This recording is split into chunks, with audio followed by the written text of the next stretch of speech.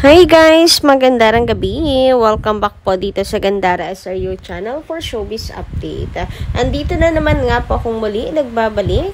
Ang nagmamaganda ninyong kachismosang Kim Pao, wala na nga pong iba si Gandara upang magatid sa inyo ng latest update and fresh happenings patungkol kina Kim Chiu and Paolo Avellino. And para nga po sa gabing ito, ang tatalakayin po natin at pag-uusapan ay may kinalaman guys sa Kim Pao. Ayan, at syempre sa naging nila direct pakiusap.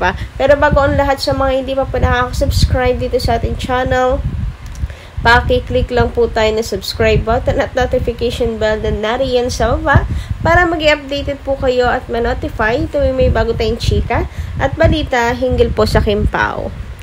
Basta po mga balita na may kinalaman kina Kim Chiu and Paolo Avellino, sagot na natin yan. And eto na nga po, para mabilisan lang tayo, tahimik at medyo tipid sa ayuda muna. Tiis-tiis muna ang mga Kim Pao fans ngayon. Alam mo, natutuwa ako kasi ang bibilis din pong pakiusapan ng mga fans. Biruin nyo, kahapon sobrang ingay, spoil dito, spoil doon, post dito, post doon. Ngayon, tipid na tipid sa ayuda. Alam mo, naghahanap ako ng update sa Kim Pao, pero tahimik talaga. Nakakatuwa yung mga fans, nagmamatured na talaga.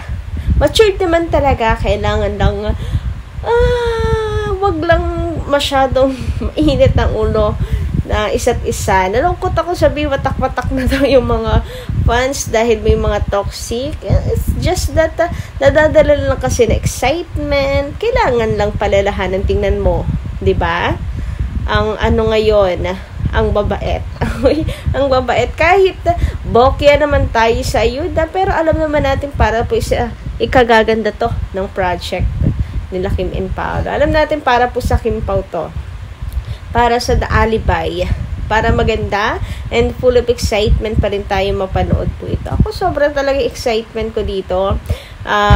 Buti nga po at napagbigyan ang hinaing, ang hiling, ang tinig ng mga fans na muli po yung magkaroon ng project sina Kim and Paolo. And mukha namang dinig na dinig nila. Mukhang malakas naman ang ating tinig at dinig na dinig nila. Nadidinig nila, amoy pera. Naamoy pala, hindi pala dinig, no? Naamoy pera nila. Kasi sa sobrang dami ng mga fans na naghihiling, pinagbigyan na magkaroon muli ng project silang dalawa. So, nakakataba ng puso. Tapos, kita nyo pa, may new look pa sila Kim and Paolo. Grabe, bonus talaga yan. Ang pogi ni Paolo, ang ganda ni Kim Chiu. Grabe. Kinareer ni Kimi ang pagiging Stella Maria. Alam mo, kapag lalo na kahapon yung sa outfitan niya, the hair, it's giving, Stella po talaga Hindi ko nakikita si Kim Chiu na character talaga siya as in. Napaka-sophisticated, ang classy, ang ganda. Grabe talaga yun. So, kanya-kanya theory. Ako may theory naman ako, na-share ko naman yun sa inyo. Pero, ngayon, medyo bokya tayo, tipid sa ayuda ang Kim Pao. Mukhang sumakses naman. Sila direct. And Kim Pao. So, panawagan sa mga Cebuanos, sa mga Kim Pao fans, ayan, success naman yung pakiusap. So, pwede naman siguro, hayaan nyo pagkatapos, pag nag-announce, naglabas ng Dreamscape at ABS-CBN, tambak na naman po sa ayuda. For sure yan. Handa na ba kayo? Handa na. Charot. Sana po, mukhang maganda naman yung panahon na, Sa inyo ba? Ay, umulan pa rin pala dito sa amin. Sana hindi ito naka-apekto sa sa taping ng Kim Pao. And I hope sa mga susunod na tapings ay okay ang panahon at wala rin pong spoilers. Pwede naman siguro yung nakaw picture ng Kim Pao, pero hindi yung mismong eksena yung kukunan. Yung mga halimbawa, babasa ng script, yung basta break time nila, mga ganon. Pero kapag dating sa eksena mismo, wag na sigurong i-upload pa. Lalo na okay pa nga sana yung picture. okay pa kahit paano. Pero may video talaga, kitang-kita yung eksena. Kung nakakaloka.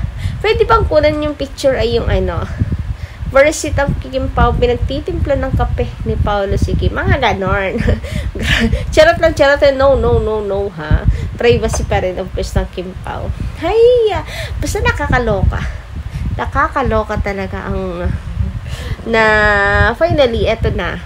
Nagmamanifest lang tayo. Pero ngayon, meron na tayong aabangan na series ng Kim Pao. Anyway, sabi dito, since Bokya naman tayo tonight, walang napaka po ng tipid na ayuda po ng Kim Pao. So, pag-usapan na lang natin itong mga comment natin mga Kim Pao. Kung sabi ni Madam Luciana Talian, magandang gabi.